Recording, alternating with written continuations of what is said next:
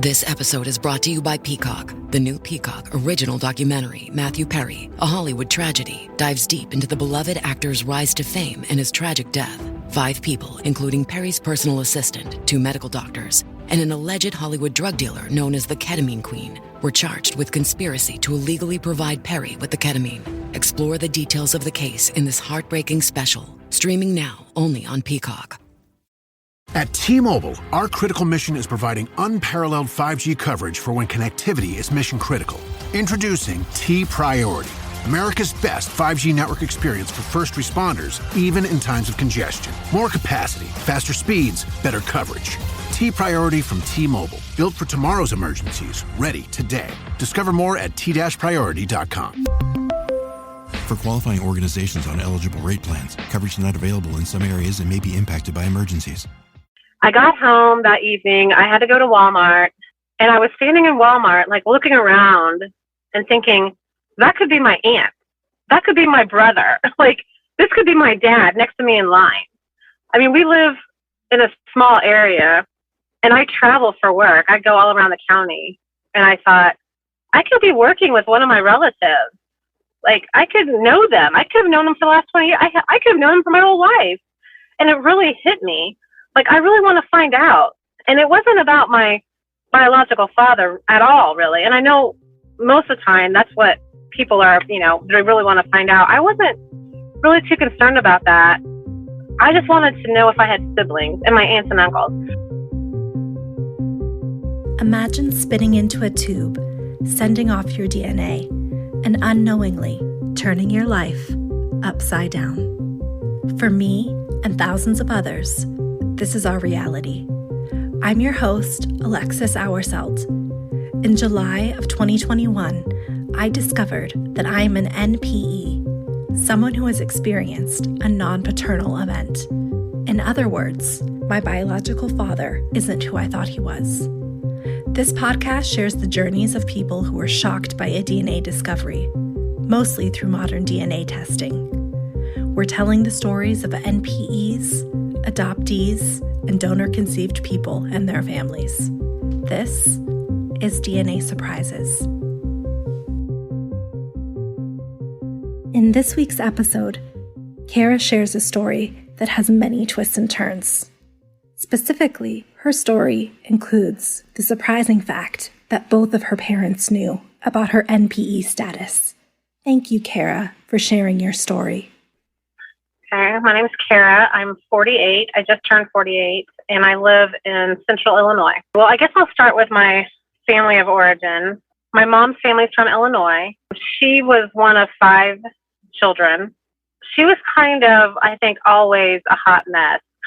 She's very narcissistic, like many of the NPE moms are. I think she just sucked the life out of pretty much the whole family. She quit school when she was 16. She's extremely intelligent. So she quit school. There's a city that's a small city, not too far from where she grew up. And she went to live there at 16. She had a best friend. We refer to the best friend as Aunt Janet.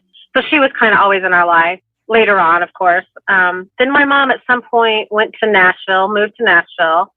Well, my dad was born and raised in Tennessee, and my BCF dad, I'll just call him Dad.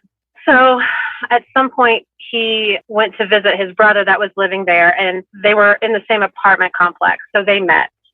My mom was around 17, 18, my dad about the same age. He was just like a little bit younger than her.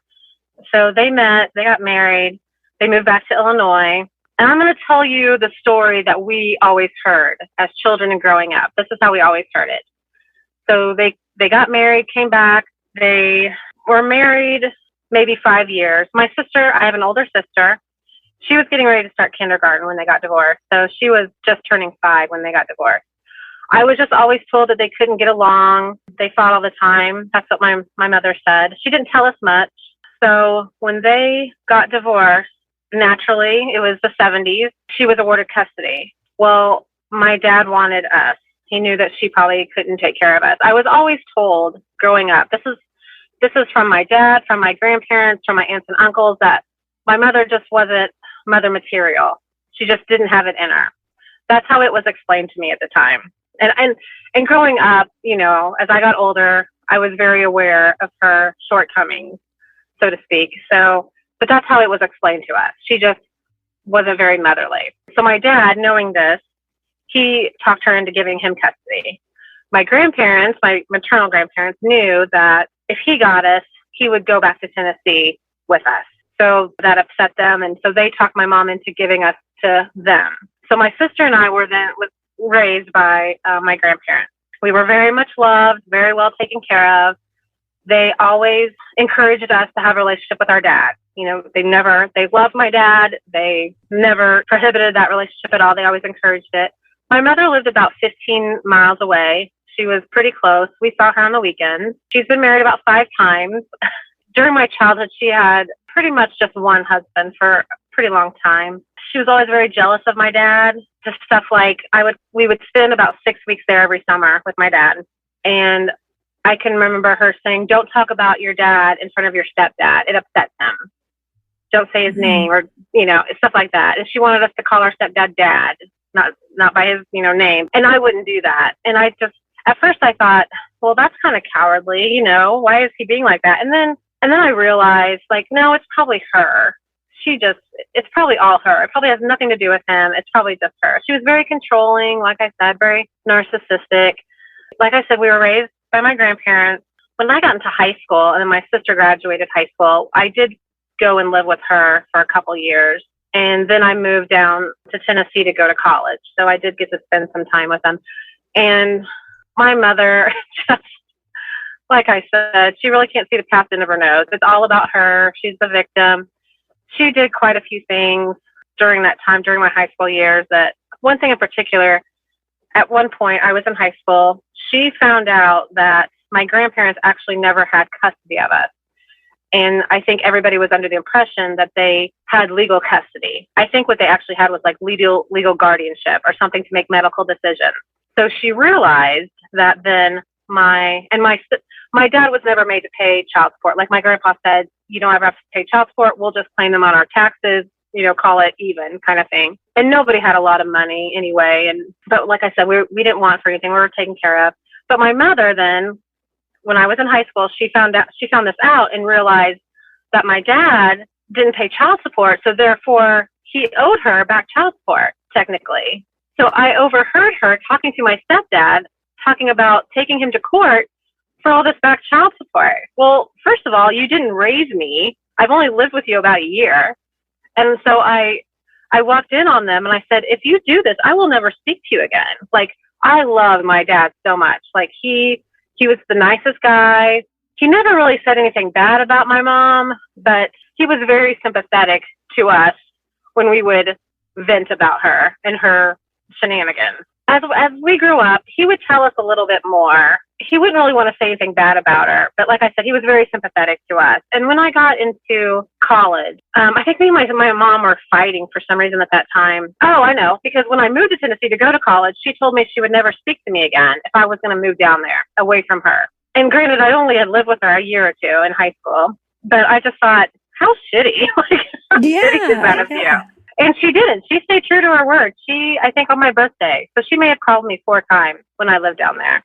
So during that time, I wasn't obviously getting along with her.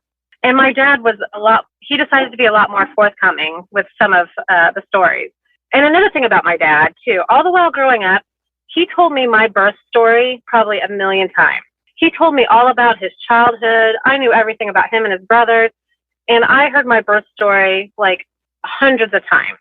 My mother has never once told me about when I was born, about her pregnancy, nothing about that. I just thought that's how she was. And she was a lot closer to my sister. And I just thought it was our person. Like, me and my sister are completely different. We're extremely different. We don't look anything alike. So I just assumed that was why. It didn't bother me really. It was just one of those things. Right. And I never felt like out of place or anything. I didn't really think I looked like one of them over the other, but I had people tell me, oh, you look just like your dad, or you look just like your mom. And then they would tell my sister the same thing. So it's like, you people don't know, like we didn't resemble anybody stronger than the other, anyway, I had moved to Tennessee to go to college. My mom and I weren't getting along at that point. So my dad he decided to tell me a lot more stuff. So he goes on to tell me about why they really broke up. And it was more about my mom was partying. She was going out. She was cheating on him all the time. But my dad is such a gentle, really nice guy. It wasn't like he put his foot down and divorced her. I think she pretty much left him. So that's, basically what he said. And anyway, I got a clearer picture of my mom and dad then. Like she was always going out, always partying, never really was at home with us. So that's the story of like my childhood that I always got. Fast forward, I'm an adult. I have a son. I'm remarried. My mom and I pretty much estranged. I talk to her like once a year. My sister's closer. She lives closer to her. Emotionally, she's closer to her. I decided years ago, I don't need that toxicity in my life, especially being a mother. A couple times I really tried to like make a connection with her, but it was always all about her. And even when my son was a baby, it was still always about her. So I, let it go. And I was fine with that. I didn't have any hard feelings about it. It was fine. We were never close, really. So fast forward to when I'm 45. My son is 15. I'm married. I work in the school system. It's the very beginning of June, and we decide to go down to my dad's for the weekend, the start of the summer, before things get going, before my son gets involved in stuff. And I try to go to my dad's a few times a year. And I mean, my dad has been married to my stepmom since I was about 3 years old. He knew her as a young guy, even before my mom. So they got married. They've always, they've been married forever. We spent every summer down there. He was one of 7, so I had lots of cousins and aunts and uncles. Most of them are gone now, but, we still try to go down there as much as we can. And that's really the only grandparent my son has. Do you have any siblings on that side? I do. They had a hard time conceiving, but when I was 18 years old, they finally had a child. So I have a brother who's in his late 20s now, but I was 18 when he was born. So I was pretty close to him. My sister wasn't, because I lived down in Tennessee for a while. My sister stayed in Illinois, so she wasn't as close to him. But yes, he's my half brother, or he was my half brother. I was just really tomboy when I was young, so I just loved going fishing and four-wheeling and doing all that stuff. And I was just daddy's little girl, and I loved it. And he was always very loving towards us. We just had a really good relationship. Now, he wasn't, being so far away, that's 500 miles, we saw him once a year, he wasn't really enmeshed in my life. He knew one of my friends. My grandparents was very frugal, so we didn't get to call them. That was long distance. I grew up in the 80s, so it was a long distance phone call. We got about one long distance phone call a month. We wrote him letters all the time, and he would send us cards.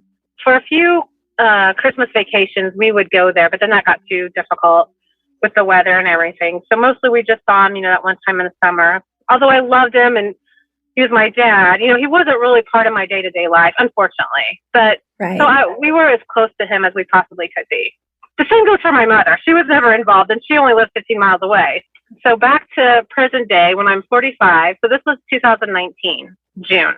Me and my son go down there just for a weekend visit, a long weekend. It's Thursday morning, and we get up. He's making himself some coffee. My son's still sleeping. I go grab some tea. We go out onto the porch. One of my friends is texting me. She's having problems with her brother or something, a big drama. So I'm kind of texting her. My dad sits down on the porch swing, and just all of a sudden, out of the blue, he said, "Cara, honey," that's what he always calls me. He said, "If you had a secret that would really affect somebody's life, would you want them to know? Would you tell them?" Right then, my son walks out onto the porch, stops the conversation.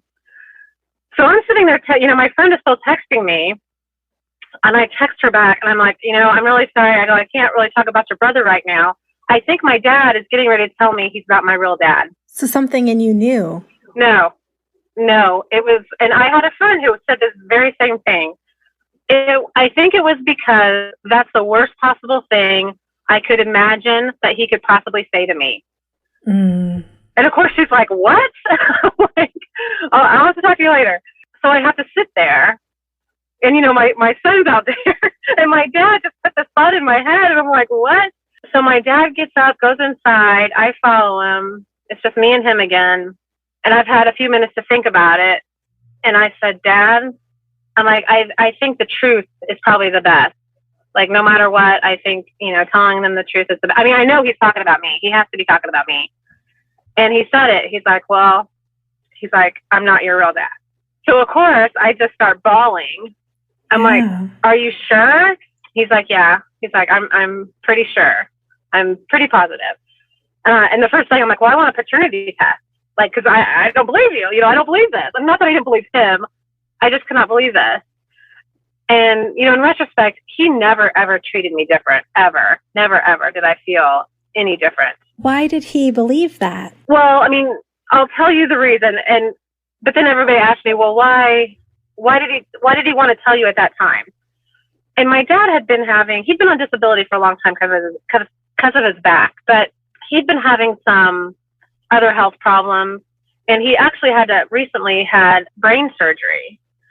So for the last 9 months to a year, he really was going downhill and he was really worried about himself.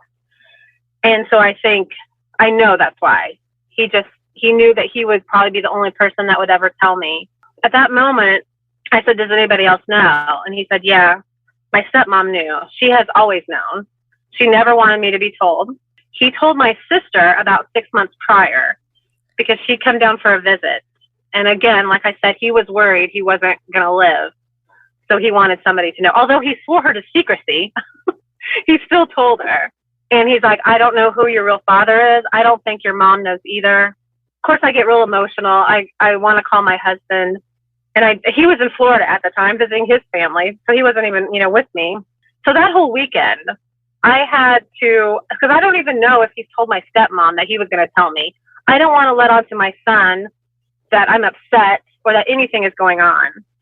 So I have to keep my composure the rest of the weekend. I mean, I'm sleeping in the same bed as my son. It's a very small house. We have to share a bed without crying my eyes out, every night. That Saturday, I was spending the whole day with my cousins and we were going to the Smoky Mountains and stuff. And I'm incapable of chit chat at this point because all I can think about is this bomb that just went off in my lap. And that's what I kept saying. I feel like a bomb just went off, but I just got to act normal and be okay. That was one of the hardest weekends of my life. I don't know how you did that. I was texting a couple friends, like, you're not going to ever believe this. So then, that was a Thursday. So then Friday, as soon as he tells me that or later on, I'm, on the internet, I'm Googling, where can I get a paternity test?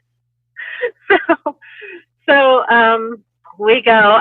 I said, well, I found a place for a paternity test. He's like, okay, he had he wanted to go with me, So we went the next day. I had to lie to my son and tell him we were going to get blood work done for my grandpa because, his health issues. So we all went, and my son's in the car, so we can't even talk about it. We go, and here I am in this lab, and I'm texting my friend, the most awkward moment of my life when I'm sitting in a lab with my dad getting a paternity test. How crazy is this right now? How crazy is my life? So we get it done and everything. I got through the weekend. I'm driving back home, and it's an 8-hour drive back home. I tell my son, put in your earbuds, turn up your music, full blast. I have to make some phone calls, and it's adult stuff, and, So he does, and I call my sister, and I say, Dad told me. And she's like, what? Told you what? I'm like, well, he's not my real dad. She's like, oh, okay. She's like, well, I have a name for you. So up until this point, I'm not even thinking that. I've just been hit with this bomb, and I'm not even thinking that far ahead about who is my dad. It doesn't even occur to me. I don't even care. I'm just trying to, process what I've just learned. She's like, well, I have a name for you. And I'm like, what? How do you have a name? How do you know?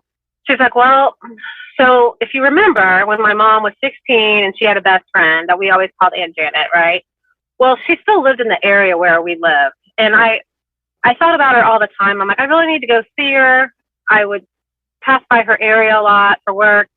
And I would tell myself that week after week, and I would never go visit her. Well, about 3 or 5 years before this, she passed away. Still, her husband was still alive and still lived in the area. I just didn't know him that well. But anyway, she said, well, I went to visit Aunt Janet about 10 years ago. And there was a picture sitting on her table of this man and this girl. And she pointed to it and she said, doesn't that look just like Cara? And my sister, she did that. Her eyes got really big. She probably had that expression. And she didn't know what to say. She's like, I didn't want to go there. I felt like it was Pandora's box and I didn't want to open it. She's like, I'm really sorry. She's like, but I didn't want to go there. I'm like, no, it's fine. She's like, but after Dad told me this, which was about 6 months prior, she's like, I called Aunt Janet's husband and she asked him about it. And so he gave her a name.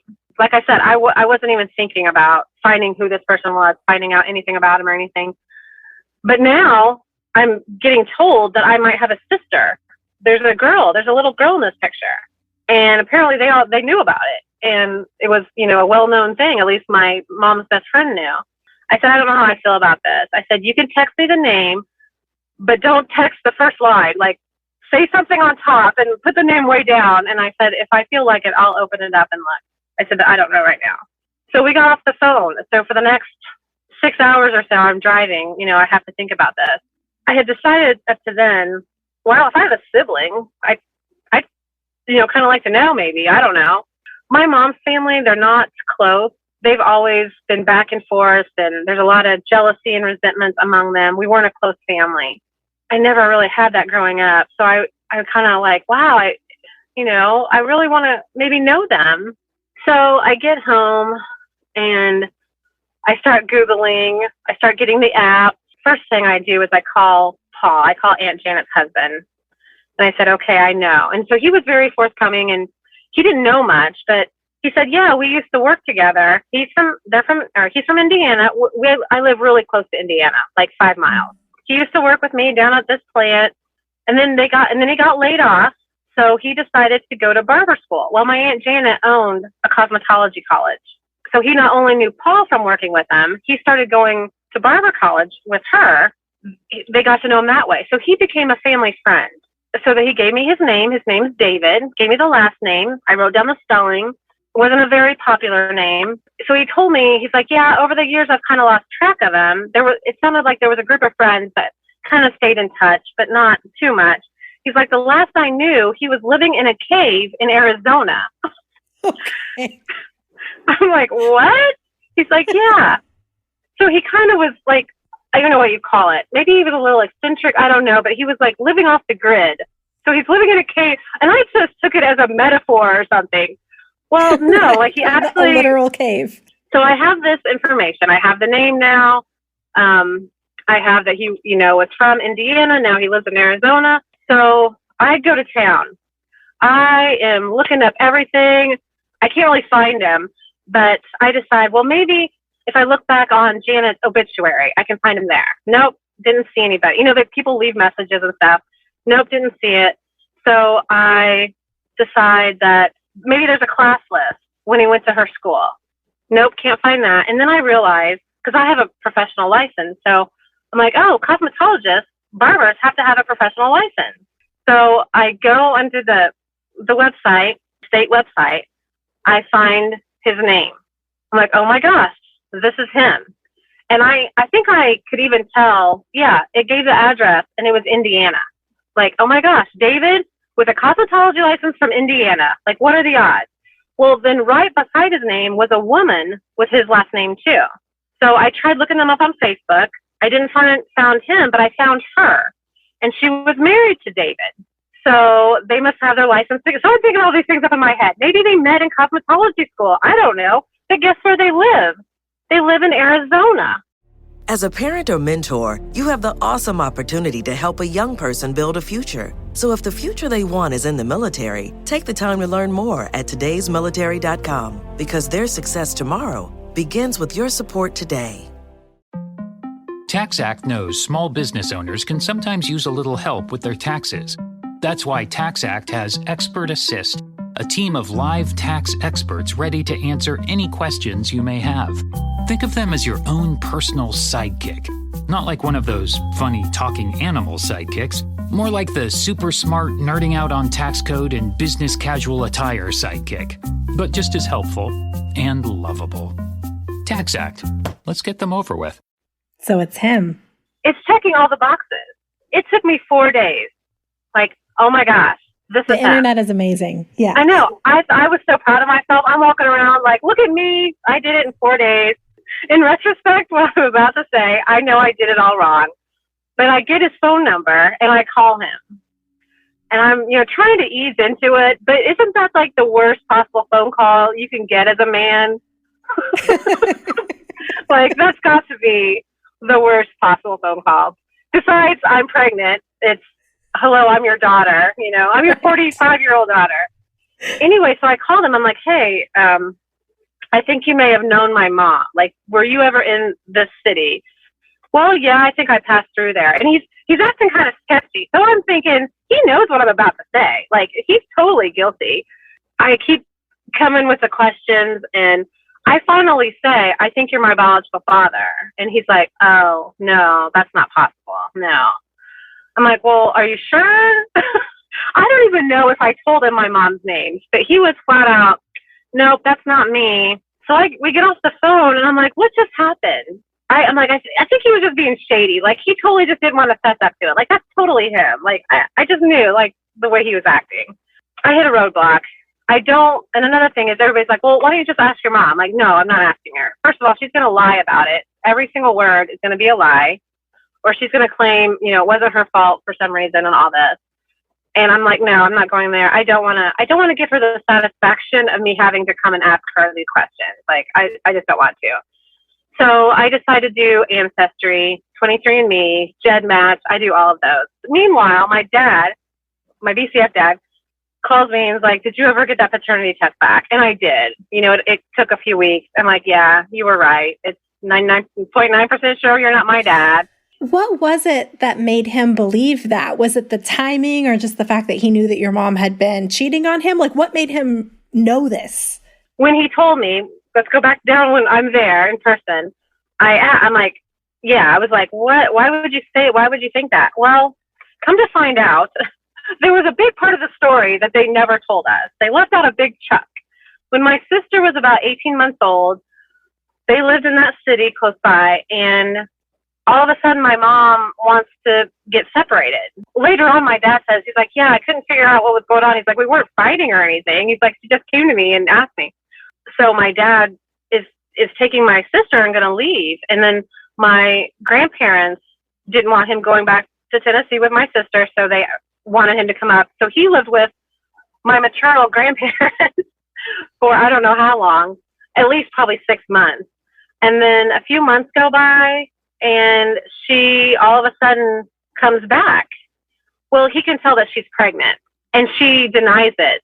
She will not fess up to it. And then finally she's like, fine, I'll just get an abortion then, because she wants him to take her back.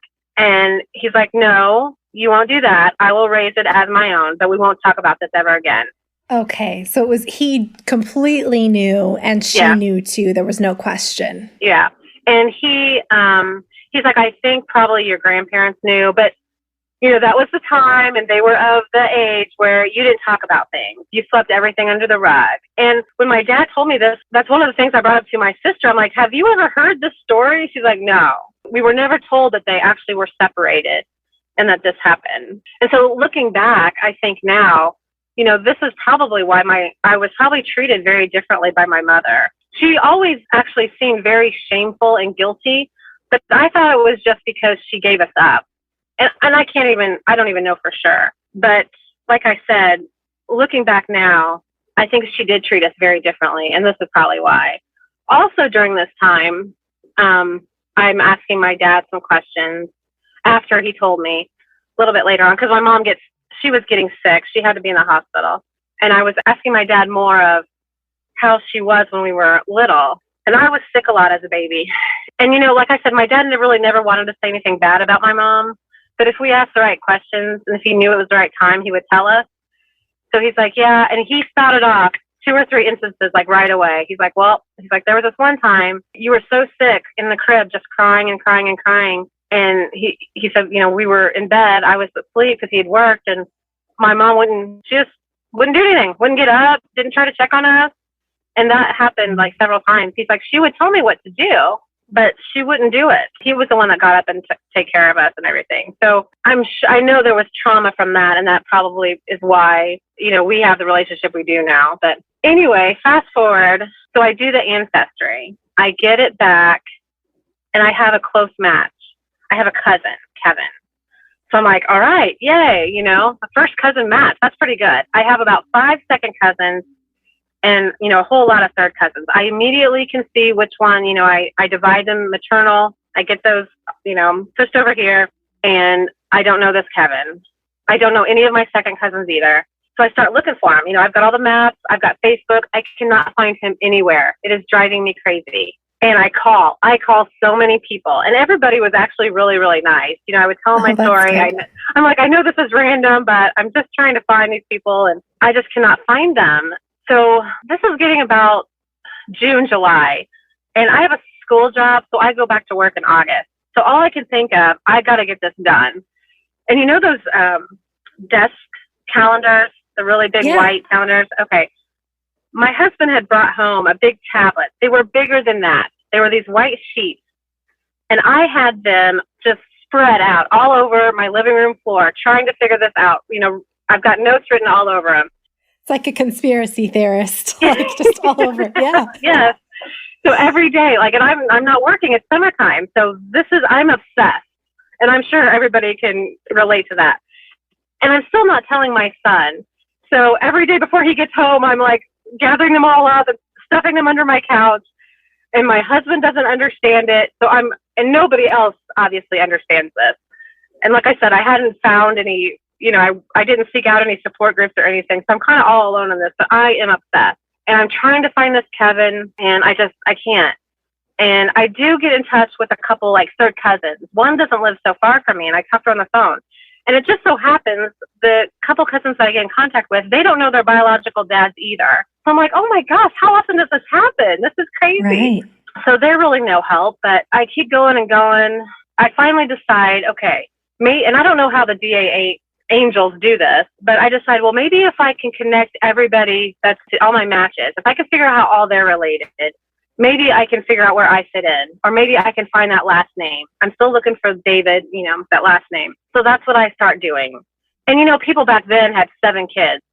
Seems like every family had at least 7 to 10 kids. Yes. So it wasn't easy. And, just day after day, night after night. And I think I finally got to, there was like 7 siblings.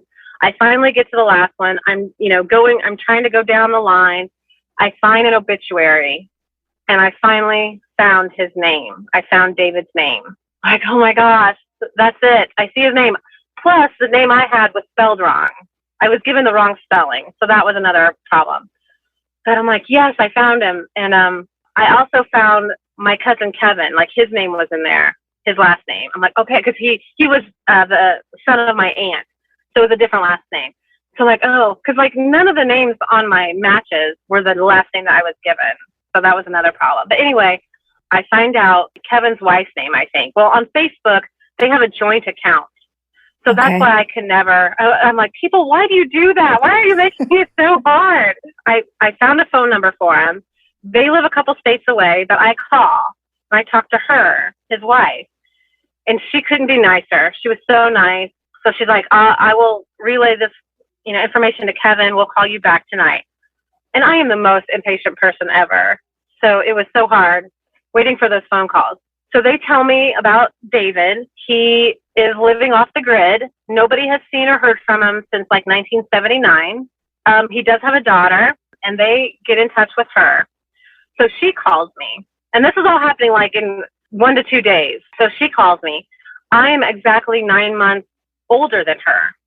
So she was stunned about that. She was not surprised that she had siblings out there because she had not talked to or seen her dad since she was 6 years old. Okay. So that of course was upsetting. But she wasn't surprised. She figured he went on to have another life, kind of. Her middle name is Cara. Her name was Nicole Cara. Oh, wow. And I mean, my name isn't that popular, especially for a second, middle name. Like that's crazy. Her and I talked. We met not too long after that. She brought me flowers. We just had a really good conversation. She sent me pictures of her dad. And as soon as I saw them, I'm like, oh my gosh, this is my family. This is who I look like. This is me. Like my eyebrows, my mouth, my teeth, my freckles, my cowlick in my hair. Like I'm looking at my family for my first time. Like I didn't even know that I was missing that all of my life. It was the craziest thing. She kind of starts introducing me to the family, and their family isn't close either. So she wasn't close to them. Her dad is estranged from the entire family, and that's her connection to the family. So, but they're just really not close anyway. But, you know, we're all connected on Facebook, and I start messaging, you know, all these aunts and uncles on Facebook. So there were 7 kids altogether. So he had 6 siblings. There's 2 sisters and then 5 brothers. I start, you know, sending messages, just introducing myself, saying I have a son, blah, blah, blah. Everybody was very open and nice. I talked to a couple of them on the phone, my 2 aunts. My one aunt asked me, you know, she was actually the only one that asked me. She's like, did you have a good life? And I said, yeah, I did. Was it perfect? You know, no. But yeah, I was taken care of. So everything was going on good. She was talking to my Uncle Rick, one of the uncles, and a lot of them lived around here, but he actually lived in Florida. And he was a little bit more inquisitive about things. Like he wanted to know, because he had spent some time with David in the town. And he's like, yeah, he's like, you know, I ran around with them quite a bit. Like, who's her mom and dad? Or, you know, who's her mom? And he wanted to see pictures. And he was a little bit more interested than any of the others. Like he wanted specifics. So time goes on. It's probably the end of July at this point. And I go on vacation. This was still pre-COVID, mind you. So Nikki decides to go ahead and do the ancestry DNA test herself, just to make sure. It comes back, and she's not my sister. It actually shows up as my second cousin. So we decided that she was my cousin, just my first cousin. So we're both like, what? What in the world? And like everybody knows I'm in the family. Like all the brothers know. Like what's going on? So she goes back. I'm just dumbfounded. Like I don't know what's going on. So she goes back and starts talking to the uncles. And one of the uncles says, well, you know that Rick used to live there with Dave, right? Like, yeah, he had an apartment. So I'm like, what? So I go to the public library in our county, and they have books called the City Directory that tells you who lives at what address for every single year, like ever. And wow. I knew where my mom and dad lived. I knew they lived on East Main Street. And guess what? My Uncle Rick, he lived right next to my mom and dad at that time. Wow. Yeah, so she knew. She had a feeling. And then when I started thinking about it, I'm like, well, no wonder he was so inquisitive. You know, he had all these questions about who my mom was. He wanted to see pictures. He just didn't want to fess up yet. Right, and he's like, I was there too, you know. Yeah. Yeah. Here we knew it wasn't Dave. It had to be somebody else. I'm thinking it's Rick, but he's not fessing up. So I think I finally have to ask my mom. Like, I finally have to. So I did call her. She was irate that somebody had told me. You know, here she thought it was her best friend who's been dead for 5 years. She's calling her all kinds of names. And I'm like, no, it wasn't her. Obviously, she's dead, so no, it wasn't her. And I'm like, well, was it David? And she's like, no, it was his brother. I'm like, oh, okay. It was his brother. Confirmation right there. Yeah. Yeah. So with that and the address confirmation, like I knew it was him. We did kind of like a back and forth. The aunt, she was very protective of him. She was kind of sticking her nose. She's a more controlling person, and she was kind of sticking her nose in there. And she just thought I should be okay, just knowing that was my family. Like I didn't need to know who my dad was. Like I should be fine. I'm like, no, yeah, I want to know all the information. Like I want to know who it is. Right. I mean, I knew it had to be Rick. Like it absolutely was him. And so it was like the day before I had to go back to work. And like I said, I knew I did not want to go back to work with all this on my head. And I had to open, because I had already messaged him and introduced myself, thinking I was his niece, you know, at one point. So we were already connected through Messenger. And so I took my son to golf practice, and I was sitting there, and I opened Messenger, getting ready to write him. and I noticed that he was writing me. And so I stopped and I waited. And yeah, he sent me this great big long paragraph saying, okay, with all the proof that you have, it's clear that I'm your biological father. And I had said even before this, like, I don't care how it happened. Like, I don't need to know any of that. Like, I'm here. Like, it obviously happened. Like, I'm not upset. It is what it is.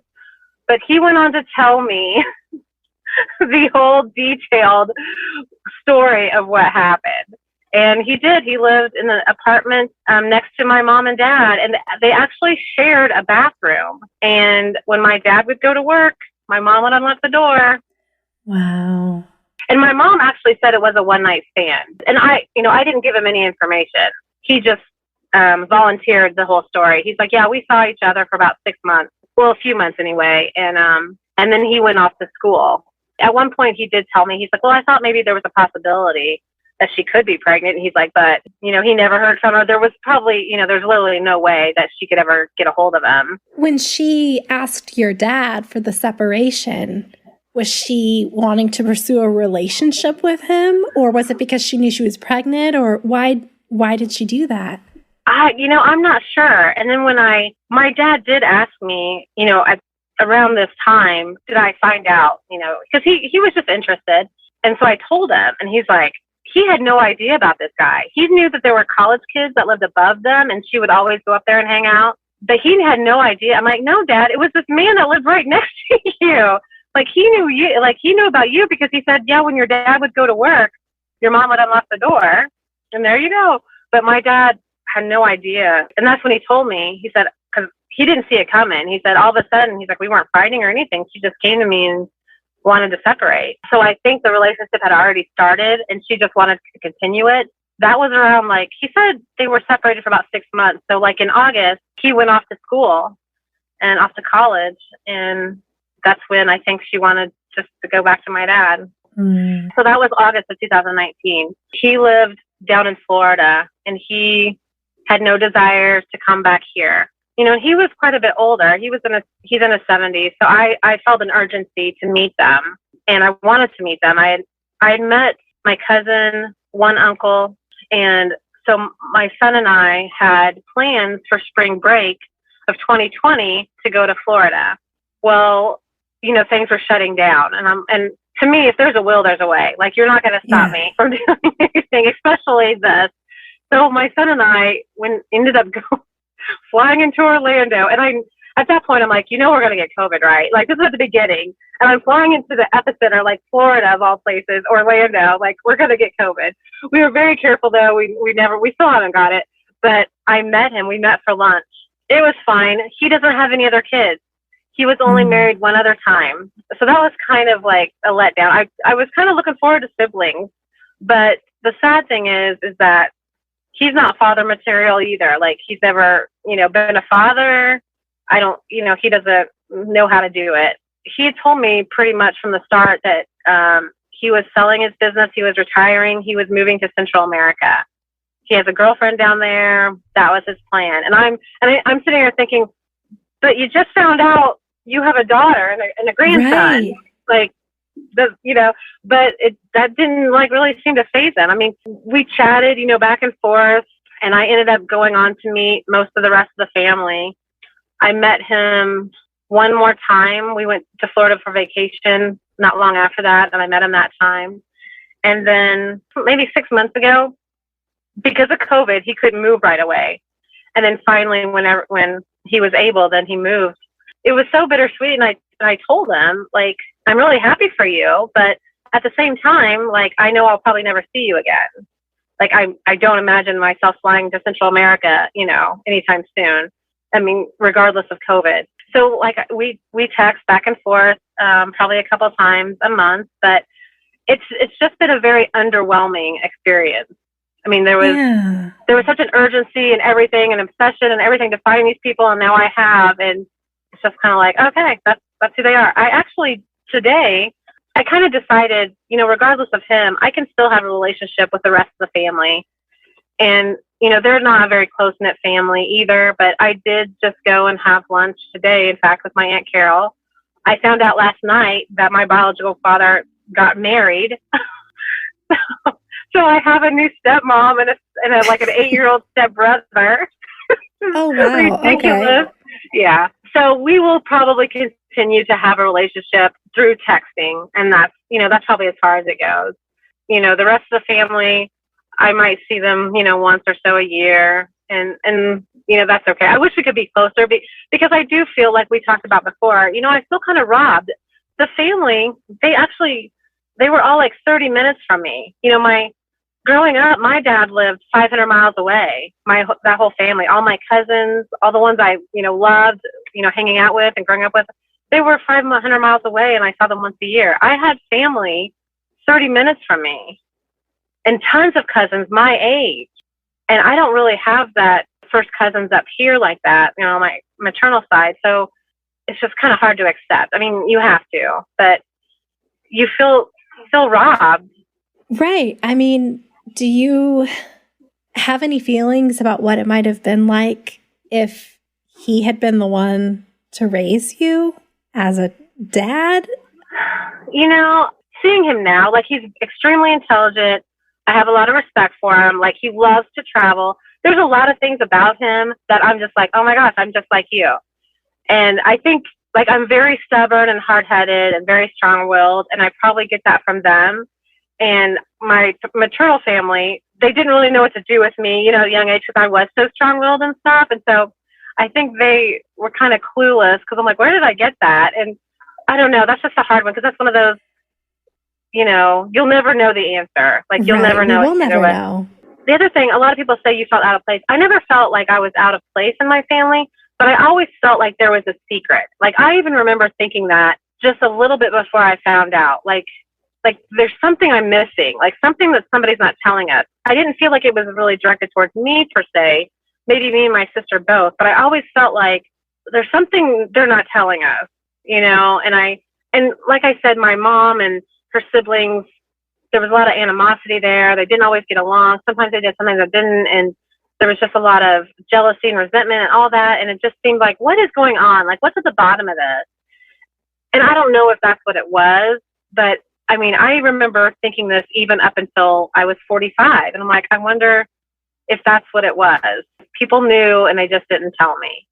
I've only told two of my uncles. My sister knows, my two uncles know in my family. I haven't told my other two aunts just because they still don't get along with my mom, and I didn't want to be a part of that whole mess. I often wonder, like, did you guys know? Like, who knew? Yeah. Have you told your son? Yes. So about a week before I got confirmation, I decided to tell him, because I'm really close with my son, and he's my only child. And so I told him. He's like, whew. He's like, I thought like you and my husband were getting a divorce or something. I'm like, oh no. And then I felt so bad that I made him worry. And he's like, okay. He's like, so what happened? I'm like, well, I think it's Rick, but I don't really know. He's like, what? He's like, why didn't you wait until you knew for sure? I mean, it was like a soap opera. His eyes were so big listening to this story. He's like, what? You still don't know? And the funny thing is, about 6 months later, I get a phone call about his dad. He was my first husband. And we found out that my son has a new uncle. His dad has a half brother that he didn't know about. So within about 6 months' time, my son got a new grandpa and a new uncle. Wow. So he has two NPEs in his life. And I keep telling him now that he's a senior and he has to write all of these scholarship essays, and I'm like, you need to write about this. This doesn't happen every day. Like, it's kind of special. And have you talked to David since finding out? David is still MIA. They still don't know where he is. Okay. And I've searched for him. I mean, I kind of feel like that's up to his, Nikki, my cousin. She has looked for him over the years, unsuccessfully, obviously. And then she kind of comes to the conclusion that she probably doesn't want that in her life. And she has a son who's 6 years old, and she just feels like it's probably better off that he's not in their life. Not that he even wants to be found. But I've thought a lot, because I almost feel like he had to have known that I existed at some point. Like, he was, really good friends with my mom's best friend. And it's just weird how that all got twisted around. They knew the brother of the affair, the guy my mom was having an affair with. It's a small world. Yes, I don't understand how that happened. And I so wish I would have, gone and talked to Janet before she had passed, because I feel like she could have. I understand why Paul, being a guy, he probably was halfway listening to my mom and Janet talking and got it mixed up in his head or whatever. So I can understand why that happened. But I would love to talk to David and just see, like, did you know about me? Did you know I was your niece? Did you know my mom? Did did Paul and Janet talk about Cara? And is that why you named your daughter? Like, use my name? Like, is that just a coincidence? I don't know. But how do you feel about the fact that your birth certificate father and your mom have always known and made a decision not to tell you? Oh, I think that's one of those roads that I find that I don't even like to go down because, like I said, I do feel a little robbed. I've always just adored my dad. And this made me love him even more if that's possible. Because I'm like, wow, that took quite a guy. I never felt he didn't treat me any differently. I would have never guessed that in a million years. I mean, that was the very last thing, the very worst thing that I thought he was going to say. And that's the only reason why it even came into my mind. But I had absolutely no idea. And I just think, wow, that took,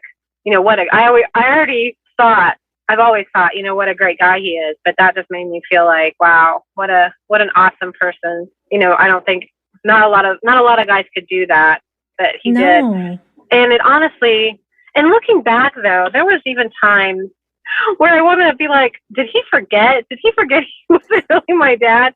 Because like growing up, I remember like in junior high, and I started breaking out, my face and stuff. And he's like, oh, I'm sorry. You probably get that from me. I had acne really bad when I was young. And so little things like that he has said. And I, now that come into my mind every once in a while, I'm like, did he forget that I wasn't really his daughter? Like, I mean, it was too good. He acted too well. Like I don't know. It was very sincere. Yeah. What is your relationship like with him now? It's still the same. It's still really good. I try not to. I mean, one time he asked me some questions, and I'm like, Dad, I don't want to talk to you about this if it's upsetting. He's like, oh no. He's like, I'm interested. He's like, I want to know. He's like, you're just curious. He's like, it's human nature to be curious. He's like, don't feel bad. So I really haven't. Not after the first or second time he asked. I never bring it up, and I don't know. Like, I only talk to my dad, about once a month or so, and so I don't know. I still feel kind of funny bringing it up. And so I don't really go there. And I was thinking, like I said, I just had lunch with my paternal aunt today, and I thought maybe I could just tell him that, maybe I could just kind of talk to him about that, and he wouldn't mind. I know he wouldn't, but I just kind of feel bad. What is your relationship like with your mom right now? We don't have a relationship. This was kind of like the straw that broke the camel's back. This was it. And I do the same thing with her, with those memories of her that I do with him. I look back and I think of, like, for instance, that time I told you when she actually said that she was going to try to sue him for back child support. And when I think, it was bad enough already because you didn't even raise us. But now you're trying to sue the man for back child support, and he's not even my father. Like what? What kind of person does that? I mean, just some of the things that she's pulled and tried to pull, and the things that she said, it just, like I said, it's really the straw. And my sister, I don't think she quite understands my feelings about it all, even before this, but with this, in addition to everything else. And I think it's because my mom just treated me a lot different than she treated my sister. And I don't think she realizes that. We both don't have the best or she doesn't have the best relationship with her either, but obviously it's a lot closer than I am. And she tends to feel more sorry for her than I do. And I'm like, well, this is kind of the bed that she made for herself. So I'm kind of done. You seem to be at a pretty good place with everything, maybe a little disappointed about what's happened with your biological father. What has helped you get to this place? Oh, I'm an avoider. I tend to just push everything off. Yeah. Besides that, I'm not a worrier at all. I don't dwell on things. Not that that's healthy. Not that I'm not that I'm healthy in any, I mean, I wasn't expecting this. It's not something that I knew. I know some NPs know or are adopted, when they're young. Like, I was 45 and it just came out of nowhere. And although it was very underwhelming, I just know that I'm blessed. I had loving grandparents. I had a father, who loved us very much, and it wasn't perfect by any means. So I don't know. I guess I've just come to terms with it. Like, that's just how it is. I can't change it. It is what it is. And I mean, there's, like I said, the only thing that I can do now is try to build a relationship with the family that's close, my new paternal family that I do have. And I kind of need to force myself to do that because I'm really bad about just letting things go and letting time go by. But I've enjoyed meeting the ones I have. And it's really hard. And I know everybody knows this, but to make a relationship later in life. And I think after about the first 6 months, I just realized that you can't force those. And him leaving, I mean, he literally left the country. So right. we're not going to have a relationship like that. So I've just accepted it. This is how it's going to be. And I think too, I realized early on not to take it personally, because I see a lot of people, on the Facebook page, especially, they can't handle the rejection and how difficult. And my attitude is they don't even know you. Like, don't take it personally because they don't know you. So they're not rejecting you. So that's been one thing that kind of saved me, like going into this, like, I'm not going to be upset about this, whether they like me or not, if they don't even know me. So that's a really healthy perspective. So what advice would you give a parent that might be withholding a DNA surprise from their child? This is one I've thought about because of the timing of when I was told. My first husband was an alcoholic. I was very rebellious. I think my dad waited till probably the best time in my life to tell me. Although I wish it would have been earlier because I missed out on that family. And I don't think that's something that they think of. And I would never want to make my dad feel bad about that because I don't think they were thinking of that. And that's one thing that really bothers me. Like, you're robbing a kid of a whole other family, but I don't think they think of that. I don't think they can even wrap their heads around that. As far as timing goes, like with my situation, I feel like it was probably the best time that he could have told me. I was in a good relationship, a good marriage. My son was 15. He was pretty much grown and everything. So there's not an ideal time, but I almost think when you're younger, the younger the better. Unless, of course, there's always those special situations of, are they, is that parent, is that side of the family going to be a danger to that kid? Without those things, as long as those things aren't present, I just think the kid has the right to know that side of the family. Yeah. And I mean, every situation is going to be different. I mean, every story that you hear is so completely different, isn't it? There's always some circumstances. And what bothers me too is, like, what's the problem with having more people that love you? That having all these people that love this child, what's wrong with that? There's nothing wrong with that. As long as they're healthy, stable adults and are going to be positive in that child's life, then absolutely that child should know them. So yes, that bothers me. That bothers me a lot when that doesn't happen. What advice would you give someone who just found out that they're an NPE? Definitely find out all you can find out. I know some people are scared to, and I don't understand that because, like I said, I was obsessed. Like, I had to know. There was no stopping me. But, get a DNA angel or whatever you have to do, reach out. Get some people that support you. And this is what bothers me, too.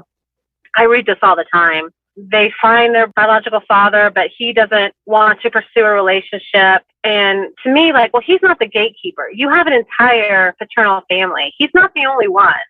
Like, you can have a relationship with your grandparents. You can find your siblings. You can find cousins and aunts. Like, they're all your family. He doesn't get the say so. So I always chime in when I see that conversation come up. Like, absolutely not. You don't have to have his permission. He's not the one that just gets to decide. I'm like a lot of others. I haven't put it out there on Facebook. Not many people know that this happened to me. And it's pretty much out of respect for my dad, my BCF dad. But I think everybody has a right to tell their story and a right to their truth. You're the victim. You're not the one who created this mess.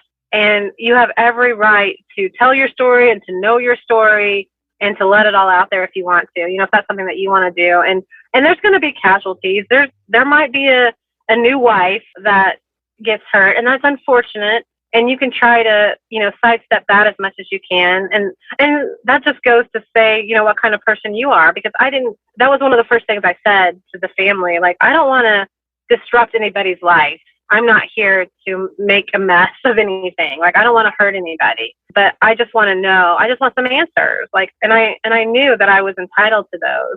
So yeah, I think that's what I would say. Like, it's your story. It's your right to know. That's really great advice. And I love that advice about not letting the father be the gatekeeper if you want to connect with other family members, because that's so true. Thank you, Cara, for sharing your story. A lot of twists and turns. Yes, so many twists and turns. I feel like I even had some shocked moments throughout it, but I really appreciate your perspective and appreciate your vulnerability in sharing this story. And I wish you the best of luck on your journey. Well, thank you. It's really nice to meet you. I appreciate it. Thank you, Cara, for sharing your story. If you have a DNA surprise that you'd like to share, please email dnasurprises@gmail.com. And if you haven't yet, please rate, review, and subscribe to the podcast on Apple Podcasts or Spotify. Until next time.